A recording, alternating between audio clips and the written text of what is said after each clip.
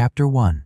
In the Lenin barracks in Barcelona, the day before I joined the militia, I saw an Italian militiaman standing in front of the officer's table.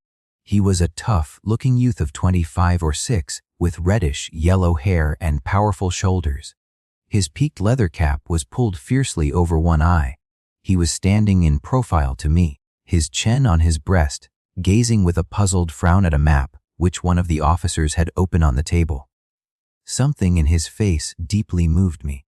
It was the face of a man who would commit murder and throw away his life for a friend. The kind of face you would expect in an anarchist, though as likely as not he was a communist. There were both candor and ferocity in it, also the pathetic reverence that illiterate people have for their supposed superiors. Obviously, he could not make head or tail of the map. Obviously, he regarded map reading as a stupendous intellectual feat. I hardly know why, but I have seldom seen anyone, any man, to whom I have taken such an immediate liking. While they were talking round the table, some remark brought it out that I was a foreigner. The Italian raised his head and said quickly, "Italiano." I answered in my bad Spanish, "No, Ingles." "Why too?" "Italiano." As we went out, he stepped across the room and gripped my hand very hard. Queer, the affection you can feel for a stranger. It was as though his spirit and mine had momentarily succeeded in bridging the gulf of language and tradition and meeting in utter intimacy.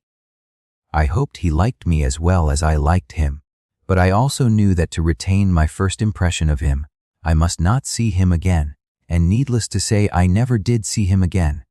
One was always making contacts of that kind in Spain. I mention this Italian militiaman because he has stuck vividly in my memory. With his shabby uniform and fierce, pathetic face, he typifies for me the special atmosphere of that time. He is bound up with all my memories of that period of the war. The red flags in Barcelona, the gaunt trains full of shabby soldiers creeping to the front, the gray war-stricken towns farther up the line, the muddy, ice-cold trenches in the mountains.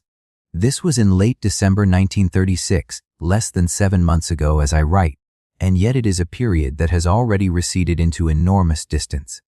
Later events have obliterated it much more completely than they have obliterated 1935, or 1905, for that matter.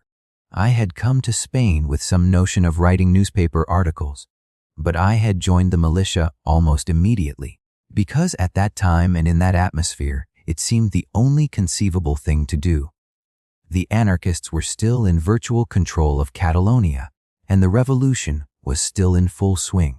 To anyone who had been there since the beginning, it probably seemed even in December or January that the revolutionary period was ending. But when one came straight from England, the aspect of Barcelona was something startling and overwhelming. It was the first time that I had ever been in a town where the working class was in the saddle. Practically every building of any size had been seized by the workers and was draped with red flags or with the red and black flag of the anarchists. Every wall was scrawled with the hammer and sickle and with the initials of the revolutionary parties. Almost every church had been gutted and its images burnt. Churches here and there were being systematically demolished by gangs of workmen. Every shop and cafe had an inscription saying that it had been collectivized. Even the bootblacks had been collectivized, and their boxes painted red and black. Waiters and shop walkers looked you in the face and treated you as an equal. Servile and even ceremonial forms of speech had temporarily disappeared. Nobody said senior or don or even usted. Everyone called everyone else comrade and thou, and said salad instead of buenos dias. Tipping was forbidden by law. Almost my first experience was receiving a lecture from a hotel manager for trying to tip a lift boy. There were no private motor cars. They had all been commandeered, and all the trams and taxis and much of the other transport were painted red and black. The revolutionary posters were everywhere, flaming from the walls in clean reds and blues that made the few remaining advertisements look like daubs of mud.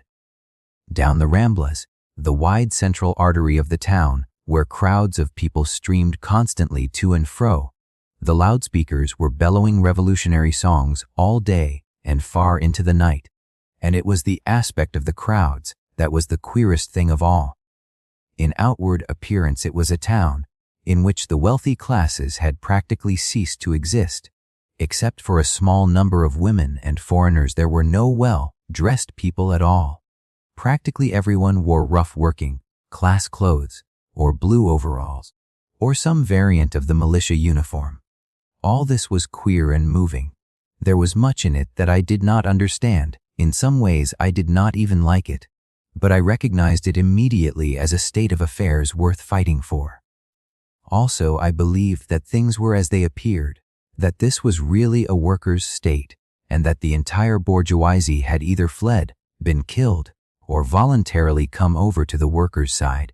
I did not realize that great numbers of well-to-do bourgeois were simply lying low and disguising themselves as proletarians for the time being. Together with all this, there was something of the evil atmosphere of war.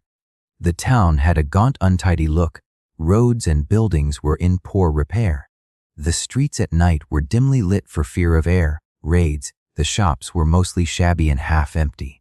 Meat was scarce and milk practically unobtainable. There was a shortage of coal, sugar, and petrol, and a really serious shortage of bread. Even at this period, the bread queues were often hundreds of yards long. Yet so far as one could judge, the people were contented and hopeful.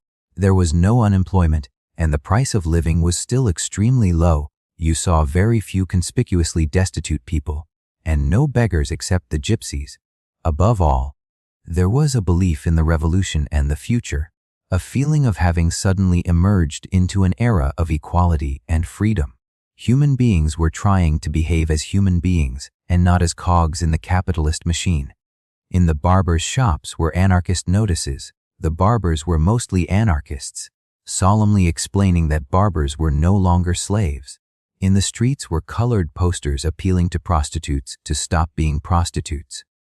To anyone from the hard-boiled, sneering civilization of the English-speaking races, there was something rather pathetic in the literalness with which these idealistic Spaniards took the hackneyed phrases of revolution. At that time, revolutionary ballads of the naivest kind, all about proletarian brotherhood and the wickedness of Mussolini, were being sold on the streets for a few centimes each. I have often seen an illiterate militiaman buy one of these ballads, laboriously spell out the words, and then, when he had got the hang of it, begin singing it to an appropriate tune. All this time I was at the Lenin barracks, ostensibly in training for the front. When I joined the militia, I had been told that I should be sent to the front the next day, but in fact I had to wait while a fresh centuria was got ready. The workers' militias, hurriedly raised by the trade unions at the beginning of the war, had not yet been organized on an ordinary army basis. The units of command were the section, of about 30 men, the centuria, of about 100 men, and the column, which in practice meant any large number of men. The Lenin barracks was a block of splendid stone buildings with a riding-to school and enormous cobbled courtyards. It had been a cavalry barracks and had been captured during the July fighting. My centuria slept in one of the stables, under the stone mangers where the names of the cavalry chargers were still inscribed. All the horses had been seized and sent to the front, but the whole place still smelt of horse, piss, and rotten oats. I was at the barracks about a week. Chiefly I remember the horsey smells, the quavering bugle, calls. All our buglers were amateurs. I first learned the Spanish bugle calls by listening to them outside the fascist lines. The tramp of hobnailed boots in the barrack yard, the long morning parades in the wintry sunshine, the wild games of football, 50 aside, in the graveled riding school. There were perhaps 1,000 men at the barracks and a score or so of women, apart from the militiamen's wives who did the cooking. There were still women serving in the militias, though not very many. In the early battles they had fought side by side with the men as a matter of course. It is a thing that seems natural in time of revolution. Ideas were changing already, however. The militiamen had to be kept out of the riding school, while the women were drilling there because they laughed at the women and put them off, A few months earlier, no one would have seen anything comic in a woman handling a gun. The whole barracks was in the state of filth and chaos, to which the militia reduced every building they occupied, and which seems to be one of the by-products of revolution. In every comer you came upon piles of smashed furniture, broken saddles, brass cavalry, helmets, empty saber, scabbards, and decaying food. There was frightful wastage of food, especially bread. From my barrack room alone, a basketful of bread was thrown away at every meal, a disgraceful thing when the civilian population was short of it. We ate at long trestle tables out of permanently greasy tin pannikins and drank out of a dreadful thing called a pourin. A pourin is a sort of glass bottle with a pointed spout from which a thin jet of wine spurts out whenever you tip it up. You can thus drink from a distance without touching it with your lips, and it can be passed from hand to hand. I went on strike and demanded a drinking cup as soon as I saw a pourin in use. To my eye, the things were altogether too like bed bottles, especially when they were filled with white wine. By degrees they were issuing the recruits with uniforms, and because this was Spain, everything was issued piecemeal, so that it was never quite certain who had received what, and various of the things we most needed, such as belts and cartridge boxes, were not issued till the last moment, when the train was actually waiting to take us to the front. I have spoken of the militia uniform, which probably gives a wrong impression. It was not exactly a uniform. Perhaps a multiform would be the proper name for it. Everyone's clothes followed the same general plan, but they were never quite the same in any two cases. Practically everyone in the army wore corduroy knee breeches, but there the uniformity ended. Some wore puttees, others corduroy gaiters, others leather leggings or high boots. Everyone wore a zipper jacket, but some of the jackets were of leather, others of wool, and of every conceivable color. The kinds of cap were about as numerous as their wearers. It was usual to adorn the front of your cap with a party badge, and in addition, nearly every man wore a red or red and black handkerchief round his throat. A militia column at that time was an extraordinary-looking rabble, but the clothes had to be issued as this or that factory rushed them out, and they were not bad clothes considering the circumstances. The shirts and socks were wretched cotton things, however, quite useless against cold. I hate to think of what the militiamen must have gone through in the earlier months before anything was organized. I remember coming upon a newspaper of only about 2 months earlier in which one of the POUM leaders, after a visit to the front, said that he would try to see to it that every militiaman had a blanket. A phrase to make you shudder if you have ever slept in a trench. On my second day at the barracks there began what was comically called instruction. At the beginning there were frightful scenes of chaos. The recruits were mostly boys of 16 or 17 from the back streets of Barcelona, full of revolutionary ardor, but completely ignorant of the meaning of war. It was impossible even to get them to stand in line. Discipline did not exist. If a man disliked an order, he would step out of the ranks and argue fiercely with the officer. The lieutenant who instructed us was a stout, fresh-faced, pleasant young man who had previously been a regular army officer and still looked like one with his smart carriage and spick and span uniform. Curiously enough, he was a sincere and ardent socialist. Even more than the men themselves, he insisted upon complete social equality between all ranks. I remember his pained surprise when an ignorant recruit addressed him as Senor. "What? Senor? Who is that calling me Senor? Are we not all comrades?" I doubt whether it made his job any easier. Meanwhile, the raw recruits were getting no military training that could be of the slightest use to them. I had been told that foreigners were not obliged to attend instruction. The Spaniards, I noticed, had a pathetic belief that all foreigners knew more of military matters than themselves, but naturally I turned out with the others. I was very anxious to learn how to use a machine gun. It was a weapon I had never had a chance to handle. To my dismay, I found that we were taught nothing about the use of weapons. The so-called instruction was simply parade, ground drill of the most antiquated, stupid kind, right turn, left turn, about turn, marching at attention in column of threes, and all the rest of that useless nonsense, which I had learned when I was 15 years old. It was an extraordinary form for the training of a guerrilla army to take. Obviously, if you have only a few days in which to train a soldier, you must teach him the things he will most need: how to take cover, how to advance across open ground, how to mount guards and build a parapet, above all, how to use his weapons.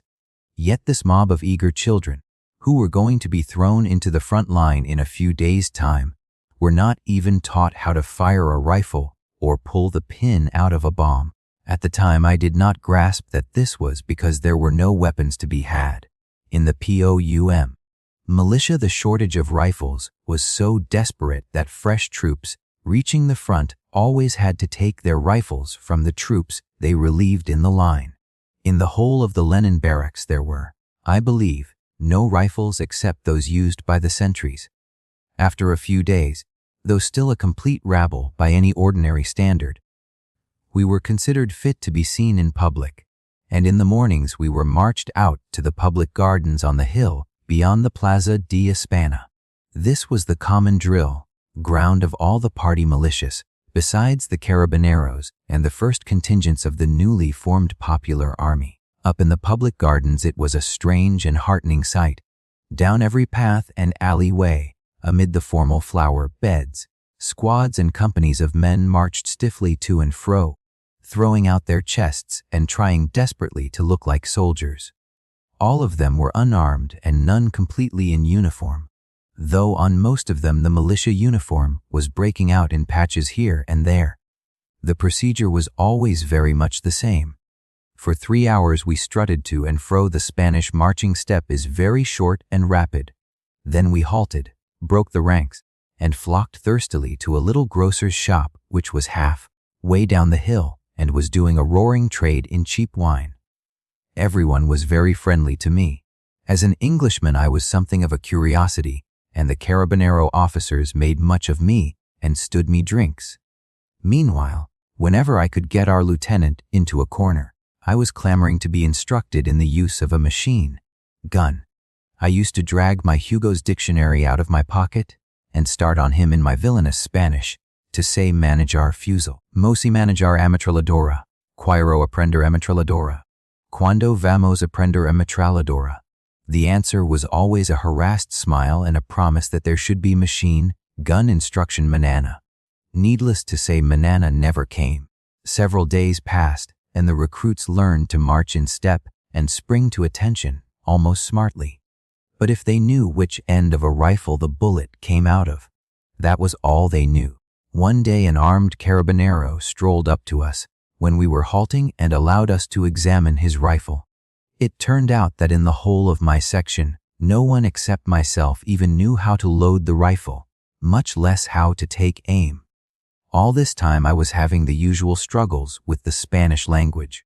Apart from myself, there was only one Englishman at the barracks, and nobody even among the officers spoke a word of French. Things were not made easier for me by the fact that when my companions spoke to one another, they generally spoke in Catalan. The only way I could get along was to carry everywhere a small dictionary, which I whipped out of my pocket in moments of crisis. But I would sooner be a foreigner in Spain than in most countries. How easy it is to make friends in Spain. Within a day or two, there was a score of militiamen who called me by my Christian name, showed me the ropes, and overwhelmed me with hospitality. I am not writing a book of propaganda, and I do not want to idealize the POUM militia. The whole militia system had serious faults, and the men themselves were a mixed lot, for by this time voluntary recruitment was falling off, and many of the best men were already at the front or dead. There was always among us a certain percentage who were completely useless. Boys of 15 were being brought up for enlistment by their parents, quite openly for the sake of the 10 pesetas a day, which was the militiaman's wage, also for the sake of the bread which the militia received in plenty and could smuggle home to their parents. But I defy anyone to be thrown as I was among the Spanish working class. I ought perhaps to say the Catalan working class, for apart from a few Aragonese and Andalusians, I mixed only with Catalans, and not be struck by their essential decency. Above all, their straightforwardness and generosity. A Spaniard's generosity, in the ordinary sense of the word, is at times almost embarrassing. If you ask him for a cigarette, he will force the whole packet upon you. And beyond this there is generosity in a deeper sense, a real largeness of spirit, which I have met with again and again in the most unpromising circumstances. Some of the journalists and other foreigners who traveled in Spain during the war have declared that, in secret, the Spaniards were bitterly jealous of foreign aid. All I can say is that I never observed anything of the kind. I remember that a few days before I left the barracks, a group of men returned on leave from the front. They were talking excitedly about their experiences and were full of enthusiasm for some French troops who had been next to them at Huesca. The French were very brave, they said, adding enthusiastically, "Más valientes que nosotros," braver than we are. Of course I demurred, whereupon they explained that the French knew more of the art of war, were more expert with bombs, machine, guns, and so forth. Yet the remark was significant. An Englishman would cut his hand off sooner than say a thing like that. Every foreigner who served in the militia spent his first few weeks in learning to love the Spaniards and in being exasperated by certain of their characteristics. In the front line, my own exasperation sometimes reached the pitch of fury. The Spaniards are good at many things, but not at making war. All foreigners alike are appalled by their inefficiency, above all their maddening unpunctuality. The one Spanish word that no foreigner can avoid learning is mañana, tomorrow, literally, the morning. Whenever it is conceivably possible, the business of today is put off until mañana. This is so notorious that even the Spaniards themselves make jokes about it. In Spain, nothing, from a meal to a battle, ever happens at the appointed time. As a general rule, things happen too late, but just occasionally too. Just so that you shan't even be able to depend on their happening late. They happen too early. A train which is due to leave at 8 will normally leave at any time between 9 and 10, but perhaps once a week, thanks to some private whim of the engine driver, it leaves at 7:30. Such things can be a little trying. In theory, I rather admire the Spaniards for not sharing our northern time neurosis, but unfortunately I share it myself. After endless rumors, mañanas, and delays, we were suddenly ordered to the front at 2 hours' notice, when much of our equipment was still unissued. There were terrible tumults in the quartermaster's store. In the end, numbers of men had to leave without their full equipment. The barracks had promptly filled with women who seemed to have sprung up from the ground and were helping their men folk to roll their blankets and pack their kit, bags. It was rather humiliating that I had to be shown how to put on my new leather cartridge boxes by a Spanish girl, the wife of Williams, the other English militiaman. She was a gentle, dark-eyed, intensely feminine creature who looked as though her life work was to rock a cradle, but who, as a matter of fact, had fought bravely in the street battles of July. At this time she was carrying a baby, which was born just 10 months after the outbreak of war, and had perhaps been begotten behind a barricade. The train was due to leave at 8, and it was about 8:10 when the harassed, sweating officers managed to marshal us in the barrack square. I remember very vividly the torchlit scene, the uproar and excitement, the red flags flapping in the torchlight, the massed ranks of militiamen with their knapsacks on their backs, and their rolled blankets worn bandolier wise across the shoulder, and the shouting and the clatter of boots and tin pannikins, and then a tremendous and finally successful hissing for silence, and then some political commissar standing beneath a huge rolling red banner and making us a speech in Catalan. Finally they marched us to the station, taking the longest route, 3 or 4 miles, so as to show us to the whole town. In the Ramblas they halted us while a borrowed band played some revolutionary tune or other. Once again the conquering, hero stuff, shouting and enthusiasm, red flags and red and black flags everywhere, friendly crowds thronging the pavement to have a look at us, women waving from the windows, How natural it all seemed then. How remote and improbable now! The train was packed so tight with men that there was barely room even on the floor, let alone on the seats. At the last moment, Williams's wife came rushing down the platform and gave us a bottle of wine and a foot of that bright red sausage which tastes of soap and gives you diarrhea.